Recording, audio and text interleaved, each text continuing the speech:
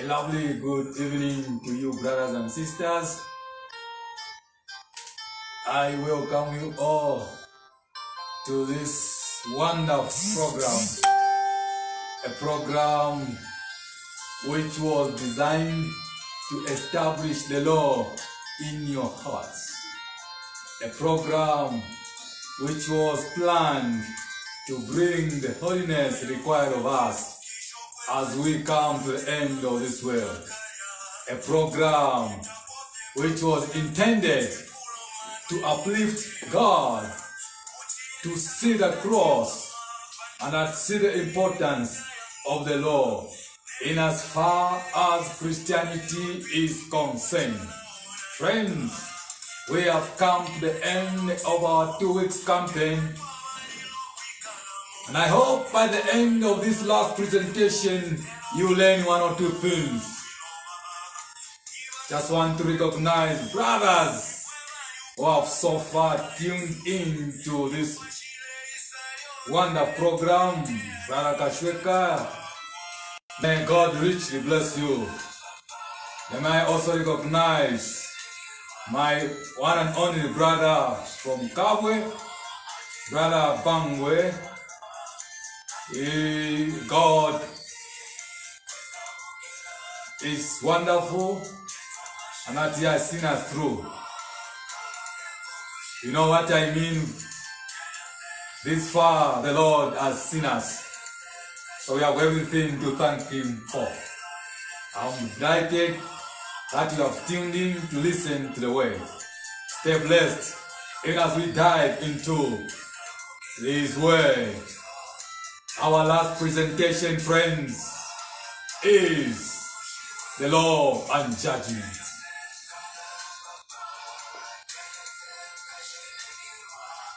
I'm reading James 2 verse 10 to 12.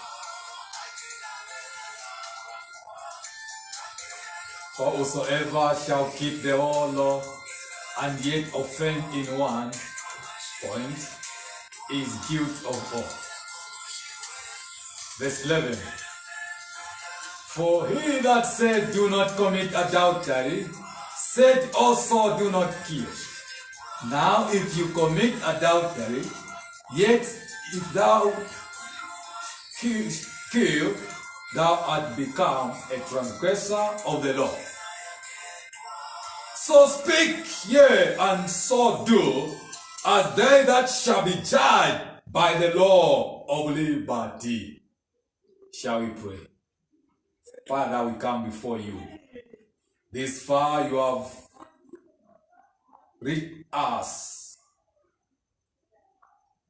from last Sunday to date.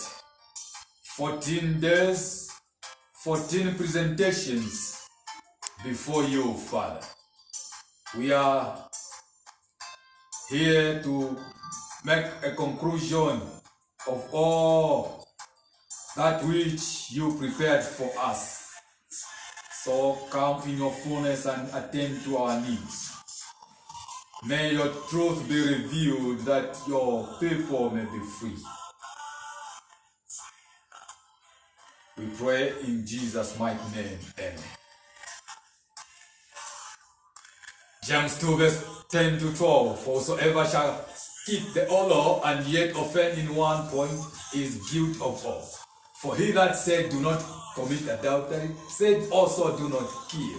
Now, if you commit not adultery, yet you kill, you are guilty of committing all the commandments. Verse 12, so speak ye, and do, and so do, as they that shall be judged by the law of liberty. The message tonight is the law and judgment. Friends, the yardstick, the measure that God is going to use to judge the world when he comes for the second time is the 10 Commandments. So God will bring before him the 10 Commandments. This is the act that God is going to use. I know most of us, we are familiar in our companies we work from. There's always an act. When you have offended, there they go and refer to that very act. The cup of stuff and this, they will refer to that. According to this, you are reliable of being sentenced to this kind of a punishment based on the act which has been established. Even so, God, he has the 10 Commandments as his act. And most of the acts that we see with the judges, the people in the authority are using, have gotten the concept from the 10 Commandments. So friends, even as Jesus will come, he is going to use the 10 Commandments. So he said, speak now and do so, as we shall be judged by the law of liberty.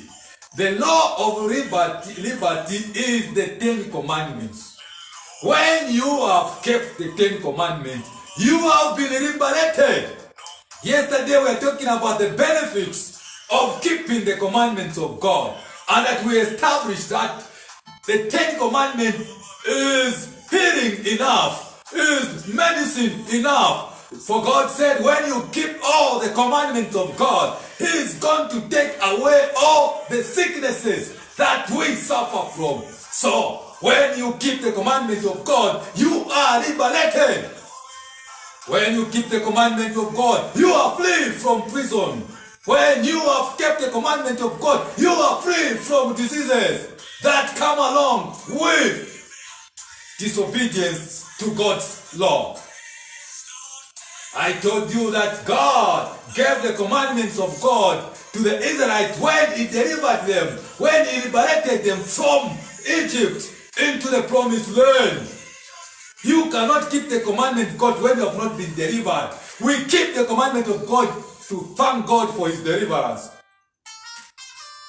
So, even when Christ will come, he is going to bear his judgment on the 10 Commandments. You do well to take keen interest in studying the 10 Commandments. If you are ready, if it is your desire to go to heaven, you do well to begin to study what matters for you to enter eternity. There's something I want to show you, I want to establish in your hearing concerning what we are talking about. Luke 15 verse 4 to 10. The book of Luke 15, the entire chapter is a book of lost items but found. It is in the very chapter you find 3 things that got lost, but lo and behold, we thank God that they were found. Lost but found items are in Luke 15, begin just 1. The entire chapter is about the lost. Let me read this. What man of you, having 100 of sheep, if he lose one of them, doth not leave the 99 in the wilderness, and go after that which is lost until he finds it? And when he hath found it, he layeth it on the shoulders, rejoicing. And when he cometh home, he calleth together his friends and neighbors, saying unto them, Rejoice with me, for I have found my sheep which was lost. I say unto you that likewise joy shall be in heaven over one sinner that repenteth, more than over 99 just persons which need no repentance. Now, when Christ was talking, was giving out this parable, this story that has value in as far as our Christianity is concerned, God, when he talked about the 99 sheep, he's talking about, if you study the Bible, if you study more of the spiritual issues, you discover, friend, that there are other worlds. There are other worlds, the unfallen worlds. Like it is this world, this planet Earth. There are other planets where there are people. These friends have not committed any sin. These have not eaten of the forbidden fruit. These are continents. These planets where there are people like we are. But the only difference is that as for them, they are on a supernatural way because they have not lost anything. The glory of God has not departed from them. They are as spiritual as if they were, their forefathers were created because they live in obedience to the law of God. Now, when this earth was lost by eating from the forbidden tree, Jesus is saying he had to abandon the 99, the unforeign world. These did not need repentance, and God had to come. Jesus is the man who is talking about himself, came to look for us who were lost in the wilderness, and that he found us there. He took us on the shoulder. That cross that was laid on the shoulder represented the world. This world which is in 4 corners, it represented the cross, and that God took us on his shoulder to Golgotha. There he was crucified for our transgression, and that there was joy in heaven, and the other and foreign worlds, the 99 worlds who have not fallen, rejoiced with God, with Christ, for having us back. So this story, it is not just about the sheep. It's about this earth, this planet Earth, which Christ came to look for. So the first lost item was this earth. How did it get lost? Friends, a sheep gets lost, when the leader is leading, normally normal sheep, not this sheep which are genetically modified, the natural sheep, they follow the leader up until the leader leads and command them to start feeding. They will start gazing. Friends, these sheep that get lost, sometimes they look to the side, the other side, and on the sides, as the leader is leading them, they are attracted and enticed by the green pastures along the west side. In the process, they turn and they begin to chew. They begin to enjoy the green. In the process, the greens are in pockets as they try to follow up. They get lost in the process. This is how even our forefathers got lost. They looked up to the trees, which was forbidden. They were looking for green pasture. They were looking for something more than they were. The devil suggested with them, enticed them to say, if you eat of this tree, you shall be wiser than before. You shall be like God. And from that, our mother got interested that he will be wiser, that even will be like God in as far as wisdom is concerned. Some of us, we are lost also in trying to be like somebody. When we see our friends as successful in life, we try also to follow suit.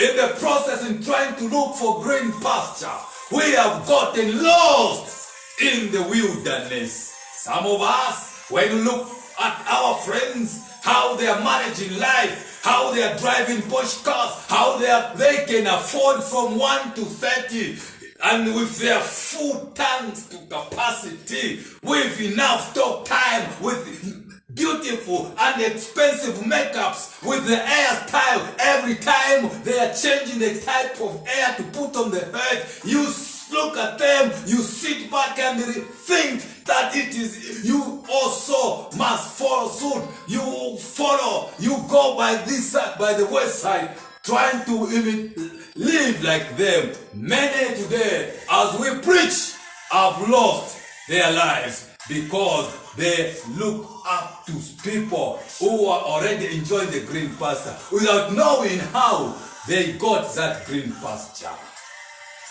So this earth also, our forefathers, they wanted to be like God. In the process, they lost it. The second, friends, that which was lost, that is where my interest is. It's about the lost coin.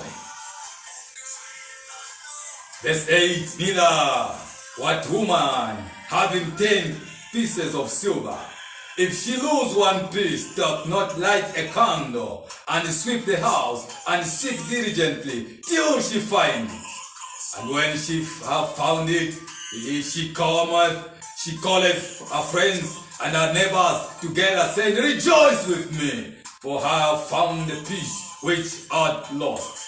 Likewise I say to you, there is joy in the presence of the angels of God over one sin that repented. Friends, the issue concerning the lost coin.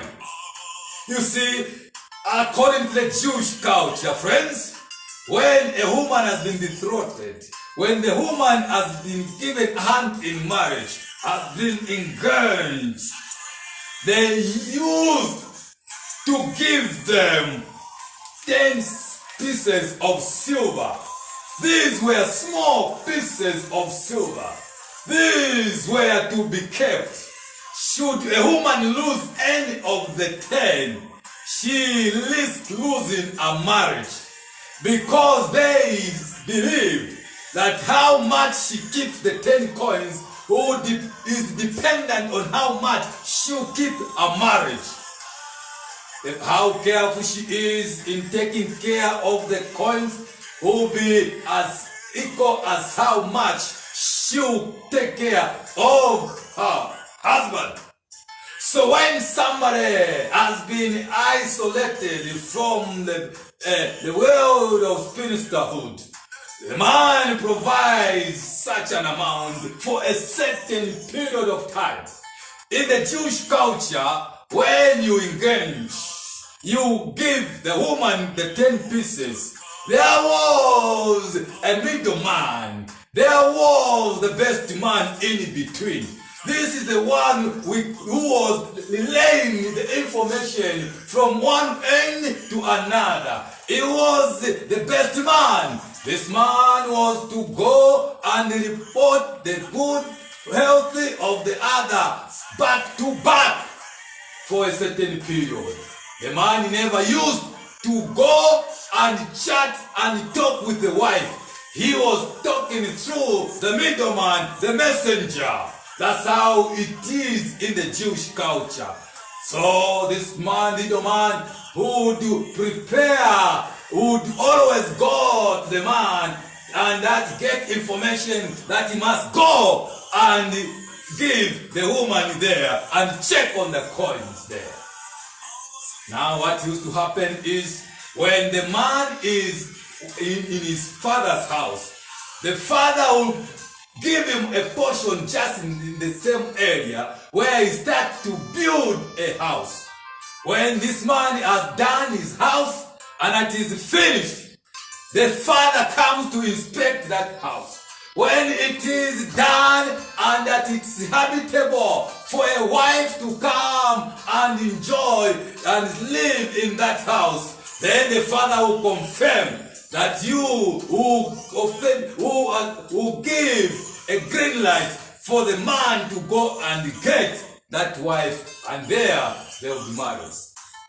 That's how it is. This scenario, friends, is the same as what Christ did. This message, get it seriously because it matters in as far as salvation is concerned. When Jesus came on this earth, he came to give us hand in marriage. He is the husband of the church. So when Jesus came, he gave us the 10 commandments. Friends, the 10 commandments are the silver, the 10 pieces of silver represent the 10 commandments.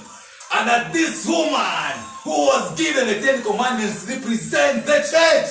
When you read Ephesians 5, verse 22 down to 27, you will find out that the woman in the Bible represents the church. So the church was given the 10 commandments, and that when Jesus went to the Father, he is going to prepare a place for us in the Father's house. He said, in my Father's house are many mansions. Even a Jew child had to build his house in his father's mansion, right in the father's premises. So is Christ. He has also left into heaven to prepare a place for us. He indicated in John 14 verse 1 to 3 that your hearts should never be troubled. He has gone to prepare a place for us. When his father has inspected that this mansion, this place for the wife who is on this earth is ready, Jesus is coming to take us home.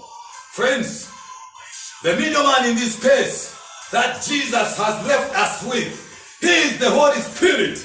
That's when he was going, he said, I will not leave you comfortless. I will not leave you orphaned. As I get to heaven to prepare a place for you, I'll come back. I'll send you the Holy Spirit. He's going to be the comforter. He's going to bring every detail of what it takes for you to get to heaven. He's going to teach you. He's going to guide you. He's going to bring to remembrance whatsoever I've been talking about.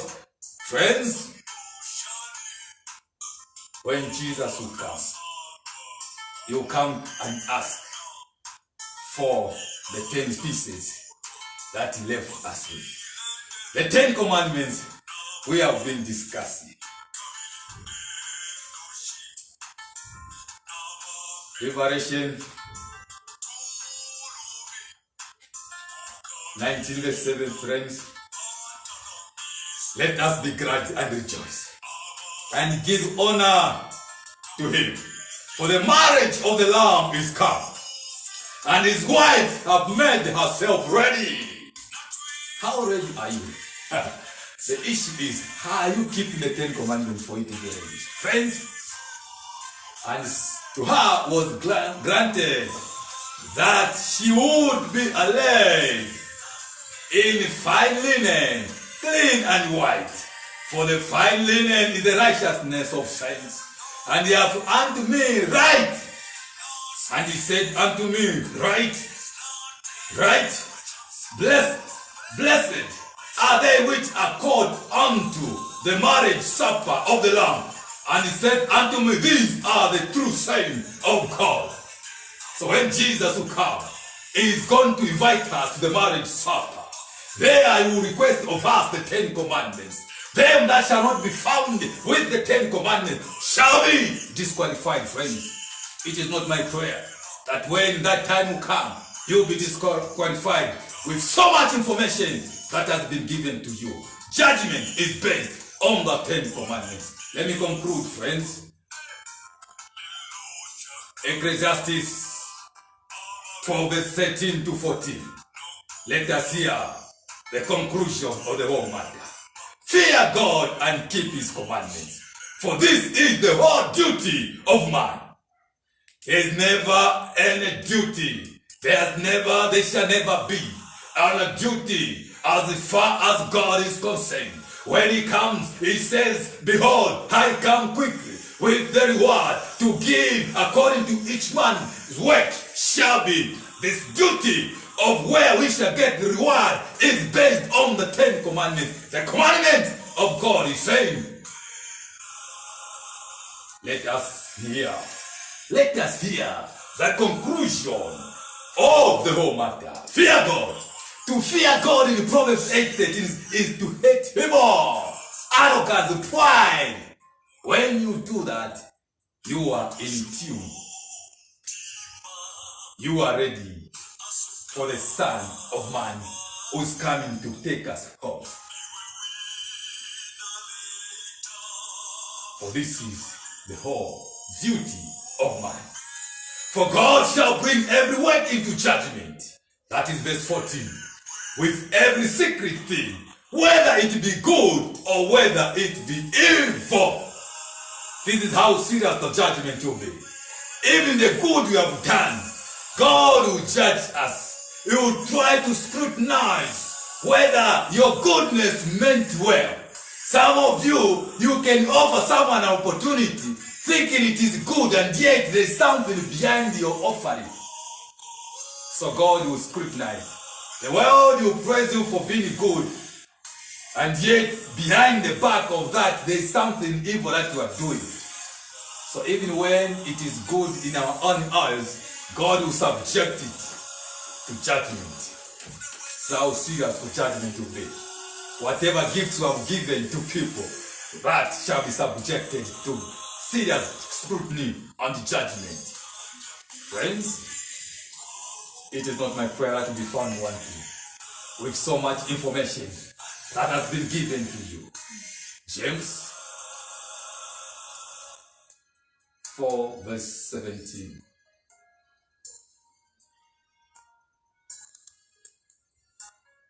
James 4 verse 17, friends. Therefore, to him that knoweth to do good, and does it not, to him it is sin. The good you know to do, and you do not do, it is sin. That which you know is truth, and you don't live by that truth you know, it is sin. Sin is the transgression of the law, of the 10 commandments. Sin is also if you know the truth and you ignore to live by that. For you are working, if you know you have to report at 7:30 for work, you report at 8 hours, it is sin according to the standard of God. For you who should greet and pay compliment, for failure to pay compliment, for you it is sin. That which you not to do, the fact that you have not done it, it is sin. I want to communicate to you, friends, that I have labored to talk about the day of worship. If you have got your own Bible, just check Leviticus 23 verse 1 to 3. Read Deuteronomy 5 verse 12. Read Exodus 20 verse 8 to 11. Read Ezekiel 20 verse 20. Read Acts 13 verse 42 to 44. I can go on and on to give you verses that talks about us worshiping the Lord on the Sabbath day and the reason why we should worship on the Sabbath day. This is what I've been trying to bring forth before you. This gospel of the kingdom must be preached to all the world as a witness, then God must come. So for you who have known and you have read and convinced that the day of worship is the Sabbath, the moment you begin to worship on Sunday, for you to become sin. To them that do not know, who have not heard of this message, to them it is not sin. There is salvation for them. But the moment they come to learn about this, it becomes a sin. If you know adultery, that it is not sin, continue committing adultery. For you it is not sin. But if you have heard that it is sin and it's wrong to commit adultery, for you it is sin. If you don't know that stealing is not sin and that you don't see anything wrong about stealing, continue stealing. It is not sin. But the moment your conscience tells you that it is wrong and that the fact to do it in darkness, it becomes sin. I just want to appeal to you that if you are convinced with this message, if you are touched, if you have gotten the information from the time I started presenting this, it is high time you made your decision, my brother, my sister. God is going to use the 10th commandment. The 4th commandment I told you last night, that is the seal of God. It is the signature of God. Because it has everything to do with worship. Sunday is not the day of worship, friends. That's why it is called Sunday. It is the sun day. It is the day of the sun. The pagans who were worshiping the sun had this day for themselves. These were labels who labeled against the day of worship according to scripture. Surely should you follow the tradition of men under the support of the deceiver, the devil. I told you that you cannot worship on Sunday. The purpose of worship is to commune with God. It is to meet our God. It is a way of creating the relationship between man and God. God has allowed us to work first. He doesn't want to inconvenience us. He wants us to labor for 6 days. Then we rest. He wants us to be free from other activities. It's not the way we keep Sunday. If we can even convince that even worshiping on Sunday is in order, it is the full day. If we are going to make it to convince God, if you had this day as a full day for Him, from morning to evening, but He has commanded us to labor, then worship on the 7th day. That's the order of God. So, my appeal to you, friends, my appeal to you, that if you have gotten truth, you can visit any Adventist church. Meet up with the elders. You can explain how you have gotten the truth concerning the Sabbath. They are going to assist you how you can get along with the church of God, so that you may be welcomed and be instructed to do greater things, greater exploits for God. Identify yourself the church, the remnant church. When you read the Revelation 12 verse 17, God is talking about the remnant church that have the faith of Christ and that keep the commandment of God. And that the devil will not spare them. We are getting to a time where the devil will be on the people of God that keep the commandment of God, especially the seventh day. There will be a Sunday law which will be enacted against the Sabbath worshippers. They will die. We shall be persecuted. But when that time comes, we shall rejoice, because we know our redemption draweth nigh. We shall look up. We shall see Jesus.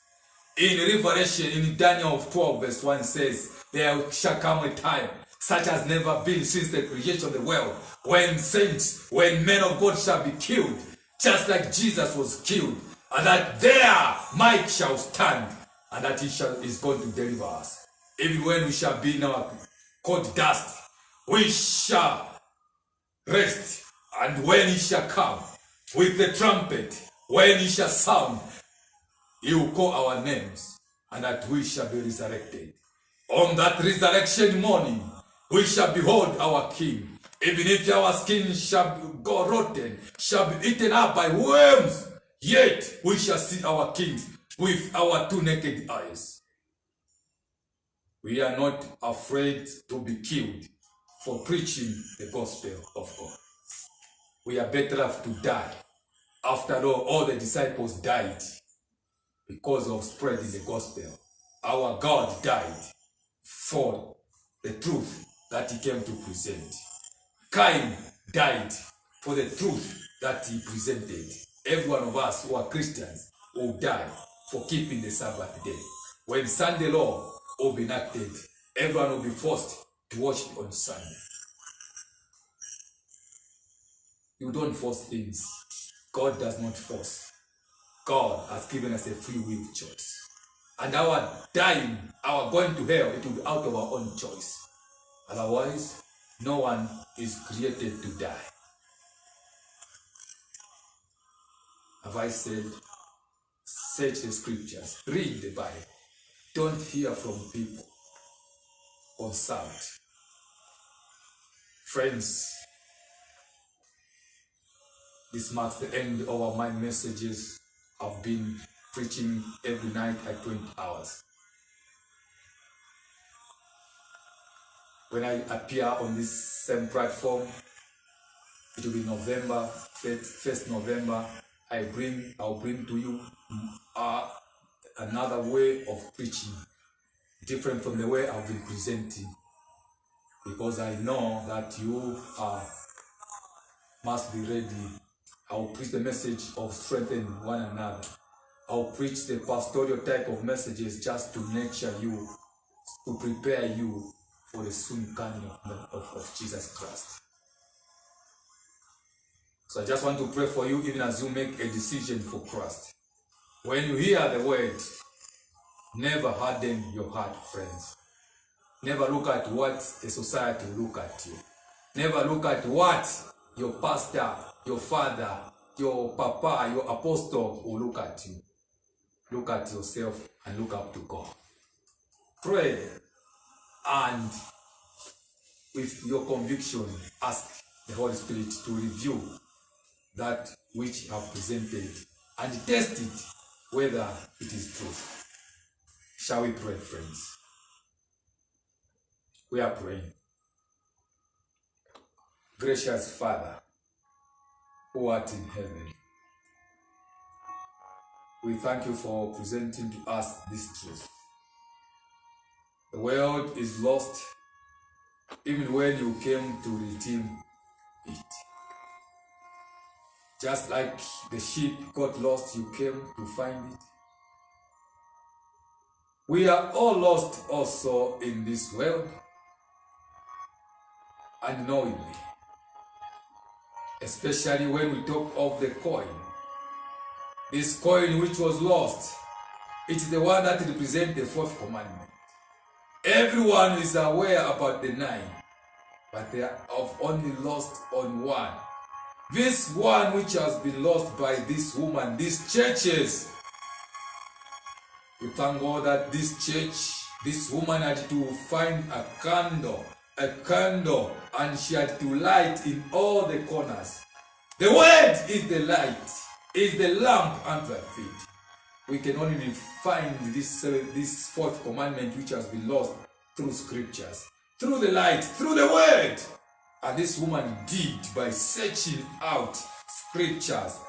May you help the church to begin searching this scripture, this coin, this Sabbath, this fourth commandment, that they may find it, that there may be joy in heaven upon that church that will discover this Sabbath truth. There will be joy. It is our prayer that there may be joy in heaven for somebody who has discovered the truth about the seventh day, about the fourth commandment.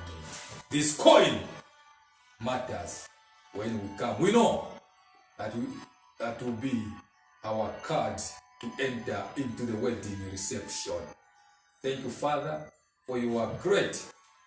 And the fact that you have allowed us to live yet again, you needed, it was for the purpose of this very message.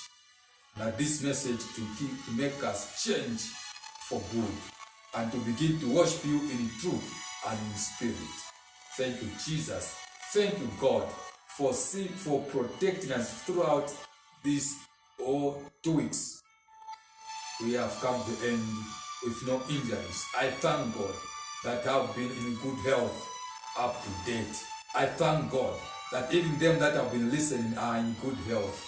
Help us, and then may you continue to teach us, to convict us, to prepare us for your soon coming.